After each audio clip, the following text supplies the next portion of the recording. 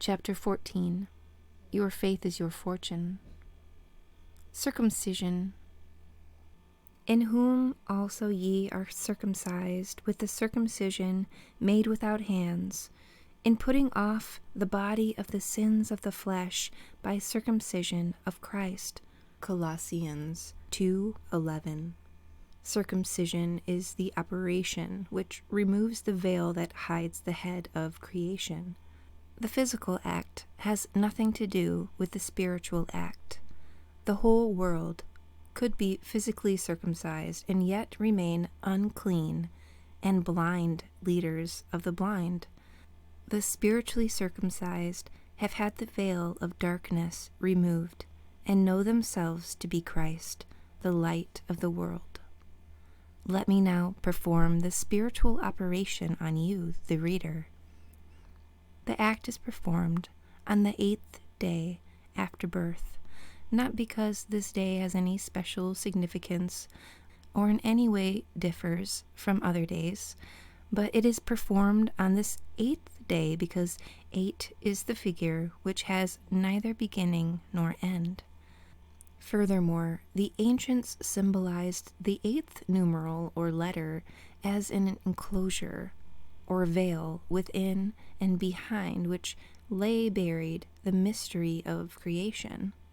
Thus, the secret of the operation on the 8th day is in keeping with the nature of the act, which act is to reveal the eternal head of creation, that changeless something in which all things begin and end, and yet which remains at its eternal self when all things cease to be.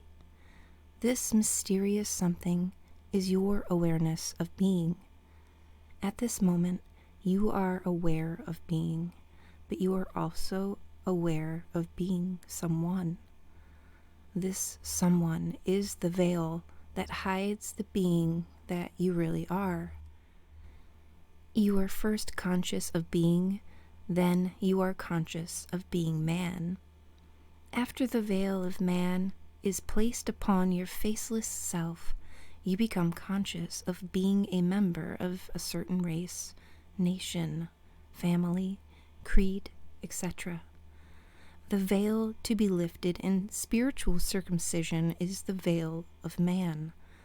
But before this can be done, you must cut away the adhesion of race, nation, family, and so on. A renewal in which there is no distinction between Greek and Jew, circumcised and uncircumcised, barbarian, Scythian, slave and free man, but Christ is all and in all. Colossians 3:11. You must leave father, mother, brother, and follow me. If anyone comes to me and does not hate his own father and mother and wife and children and brothers and sisters, yes, and even his own life, he cannot be my disciple. Luke 14:26. To accomplish this, you stop identifying yourself with these divisions by becoming indifferent to such claims. Indifference is the knife that severs. Feeling is the tie that binds. When you can look upon man as one grand brotherhood, without distinction of race or creed, then you will know that you have severed these adhesions. With these ties cut, all that now separates you from your true being is your belief that you are man. To remove this last veil, you drop your conception of yourself as man by knowing yourself just to be. Instead of consciousness of I am man, let there be just I am, faceless, formless, and without figure. You are spiritually circumcised when the consciousness of man is dropped and your unconditioned awareness of being is revealed to you as the everlasting head of creation, a formless, faceless, all-knowing presence. Then, unveiled and awake, you will declare and know that I am is God, and beside me, this awareness, there is no God. This mystery was told symbolically in the Bible story of Jesus washing the feet of his disciples.